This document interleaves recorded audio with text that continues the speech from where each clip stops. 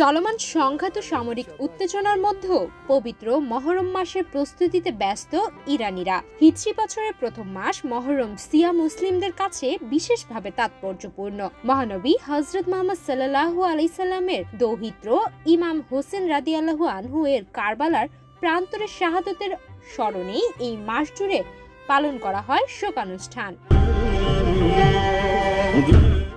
চাঁদের অবস্থানের উপর নির্ভর করে আগামী ২৬ অথবা ২৭ জুন শুরু হতে পারে নতুন হিজরি সন। মহরম উপলক্ষে ইরানের বিভিন্ন অঞ্চলে শুরু হয়েছে ধর্মীয় আচার অনুষ্ঠানের প্রস্তুতি। ফার্স নিউজ এজেন্সির এক্স হ্যান্ডেলে প্রকাশিত ছবিতে দেখা গেছে ইরাকের কারবালায় ইমাম হোসেনের পবিত্র রওজার প্রস্তুতির কাজ করছেন কর্মীরা। এই আয়োজন চলবে আগামী ২৫ জুলাই পর্যন্ত।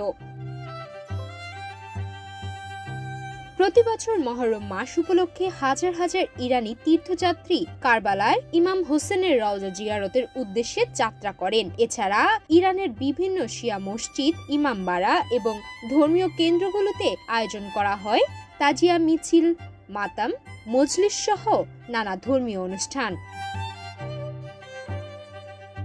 ইরান ছাড়াও Iraq, Lebanon, Bahrain, Pakistan, Bharat ও বাংলাদেশের শিয়া অধ্যুষিত এলাকাগুলোতে মহরম পালিত হয় গভীর শোক ও শ্রদ্ধার সঙ্গে। কারবালার ঘটনা শোক প্রকাশের পাশাপাশি অন্যায়ের বিরুদ্ধে প্রতিবাদ ও আত্মত্যাগের প্রতীক হিসেবে বিবেচিত হয়।